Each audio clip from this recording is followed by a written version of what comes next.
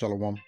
I want to give all praises to Yahweh, Bahasham, Yahweh Shai, Bahasham, Ha, Rocha, Kodash, Ma'amah.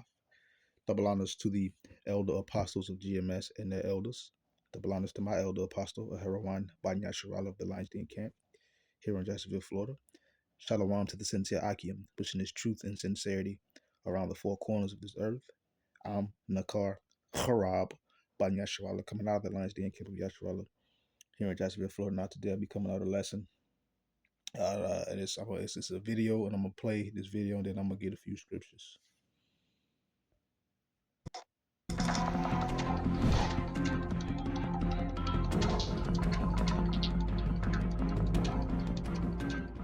Russia now threatens nuclear retaliation after the United States seized a Russian oil tanker at sea.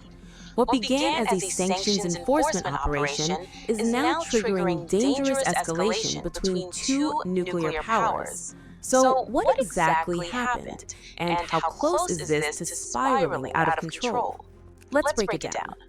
On January 7, 2026, U.S. forces, including Navy SEALs and the Coast Guard, boarded and seized a Russian-flagged oil tanker called Marinera, about 190 miles south of Iceland in the North Atlantic Ocean. This wasn't a sudden move. The tanker had been under pursuit for nearly 2 weeks. Back on December 21st, in the Caribbean Sea, the ship evaded an initial U.S. boarding attempt while heading to load sanctioned Venezuelan oil.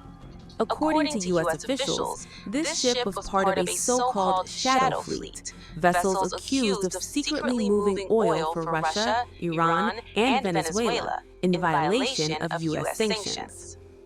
During the chase, the tanker allegedly changed its name, flag, and registration, a classic tactic to avoid capture. By the time U.S. forces boarded it, the ship was empty, but the message was already clear. At the same time, the U.S. also seized another tanker, the Sophia, in the Caribbean, described as stateless and linked to Chinese operators. Here's where things get more dangerous. During the operation, Russian naval assets, including a submarine and surface vessels, were in the same area, escorting the tanker. Russia had formally asked the U.S. to stop the pursuit. Washington refused. U.S. European Command says there was no direct confrontation, but the proximity alone raised alarms. The crew, which includes Russian nationals, was detained. Russia claims they were taken hostages. The U.S. says this is a lawful detention with possible criminal charges for sanctions evasion. Moscow's response was immediate and explosive. Senior Russian lawmakers called the seizure piracy, an attack on Russian sovereignty. One official openly suggested torpedoing U.S. ships and invoked Russia's nuclear doctrine, which allows nuclear use if sovereignty is threatened. So far, no military retaliation has happened, but the rhetoric alone is enough to rattle global nerves. This incident doesn't exist in isolation. It comes amid war in Ukraine, tightening U.S. sanctions on Russian energy, and a major shift in Venezuela. Just days earlier, the U.S. captured Nicolas Maduro, installed an interim government, and demanded Venezuela cut ties with Russia, China, Iran, and Cuba. Venezuela has now agreed to sell tens of millions of barrels of oil to the U.S., with Washington controlling the sales. China has called this economic bullying. The big question now, will Russia move beyond words? Or will diplomacy step in before a single miscalculation turns a tanker seizure into a global crisis?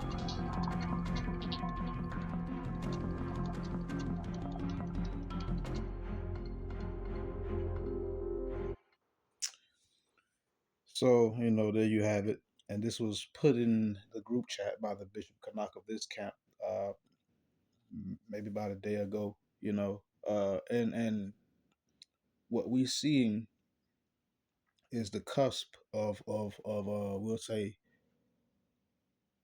international powers, we'll say going to blows, meaning fighting, war. Period. There's no nice way to try and put it. There's no soft way to say it. The sound of battle is in the land, and it's a time of war, and it's gonna happen. This is Obadiah. This is just according to Aishar's pride. Because you got to be one prideful mother Hubbard to think that you could go to another sovereign country and do what he just did. That's pride. That is not honor. That's not honorability. That's not being honorable. That's not uh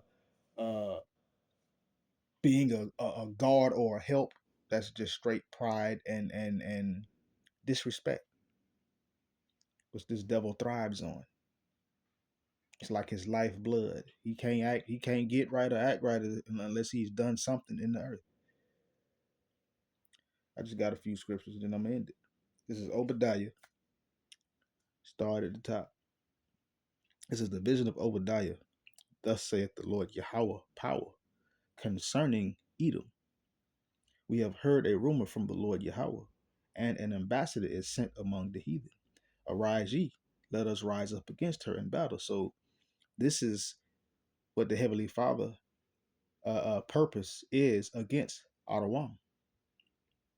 An ambassador, a messenger has been sent among these heathens, and now they're rising up. They're banding together, rising up against what this place Babylon in what battle? Let's continue. Behold, I have made thee small among the heathen. Thou art greatly despised. So the Lord has made Aishar small. We'll say small or smallest among the heathen. He's like the lowest of the low. He's the base man. You know, the Lord has made this devil small among the heathen. He's not even like a real power. He's only powerful because the Lord put him in that power seat. Like any other time, let's say if the Lord wouldn't have did that, Edom wouldn't be running nothing at all. They just ain't got it like that. And as you see how the world is going, Aisha is Adawam is not fit for rulership anyway. But the Lord has made this devil small among the heathen and greatly despised. This move that President Babylon pulled, you know, it just makes what them more despised, even among themselves. You got now you have Ottawamite against Ottawamite. You know what I'm saying? Edomite against Edomite. They hate each other now. That's division. A house can't stand if it's divided.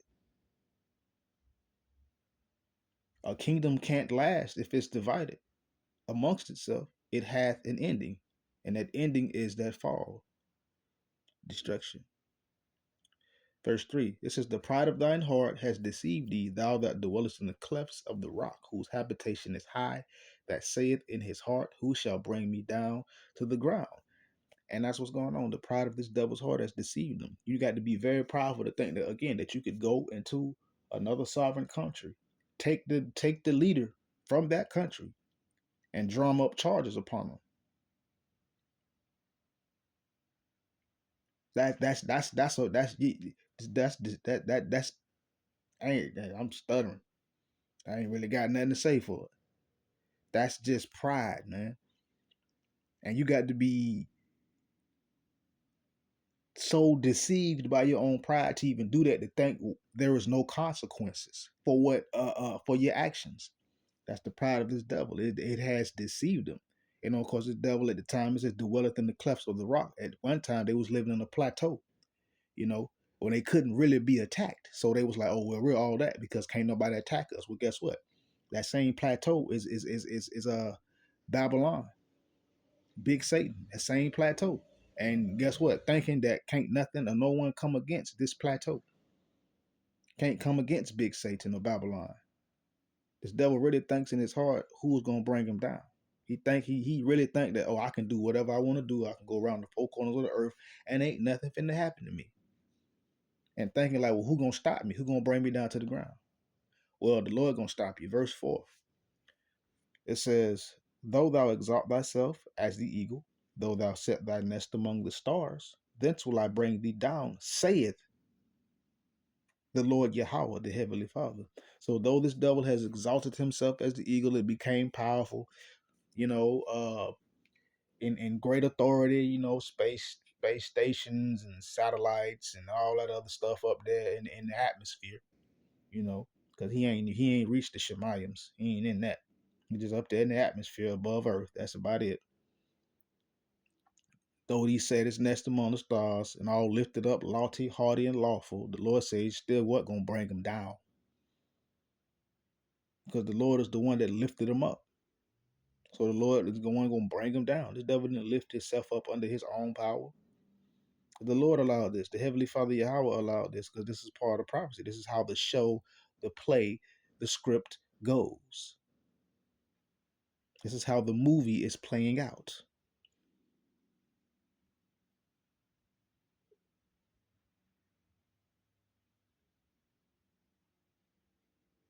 You know what? I'm gonna go to Micah. I'm gonna leave it right there and go to Micah. Right here. Micah chapter 2, verse 1.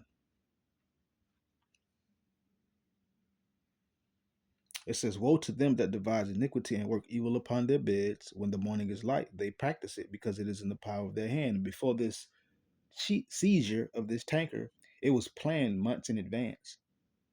And this is what this devil does. So it says, woe to them that devise iniquity and work evil upon their beds. This devil, they make plans behind closed doors. They go to sleep on it, wake up, and then they perform it. Why? Because it is when the morning is light, because it is in the power of their hands. They practice it. So we know woe, and we know what woe is. Woe is judgment and ultimate destruction, downfall, perishing. Salakia.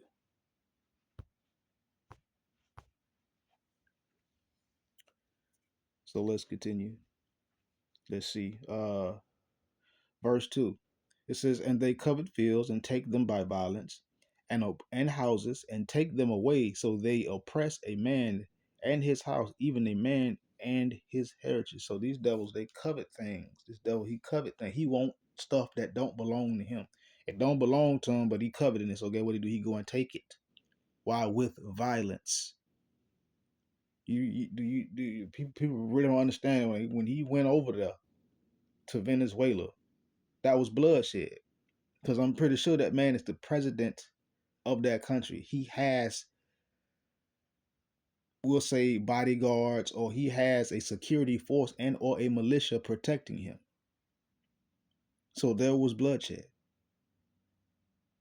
That's what this devil does. And he take away houses. And what? By violence. And take them away and oppress a man. This devil will oppress a man even in his own house and land and heritage.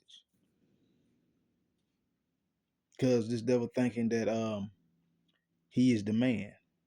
And you're right, he is the man. But he ain't the one with the master plan. That's the Heavenly Father. Esau, he the man. He the man that's gonna get jacked up. He the man that's gonna catch this judgment from the Heavenly Father. Yeah, he the man. Esau the man. Edom is the man. Yeah. The man that the Lord ain't playing with. Let's see. What other scripture? And this is an impromptu, by the way, so Salaki if it's any pauses. Wait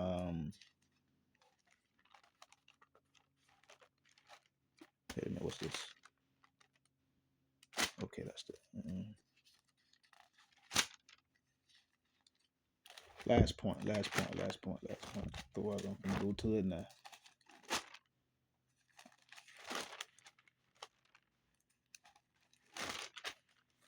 This is Psalm 73 and 18. Surely thou didst set them in slippery places. Thou castest them down into destruction. So the Lord has set this devil in a slippery place. So no matter what President Babylon do, anything he do is going to be a negative reflection on him.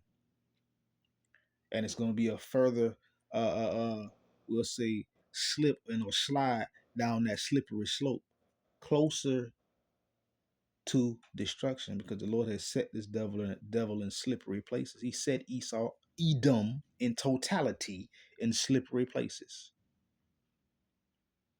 The Lord gonna cast this devil down into destruction. So this devil, no matter what it do, he ain't gonna be able to get his foot. Starting all kind of hoopla and ruckus around the four corners of the earth, it ain't gonna stop nothing. This is the end for Adawan. Shalom.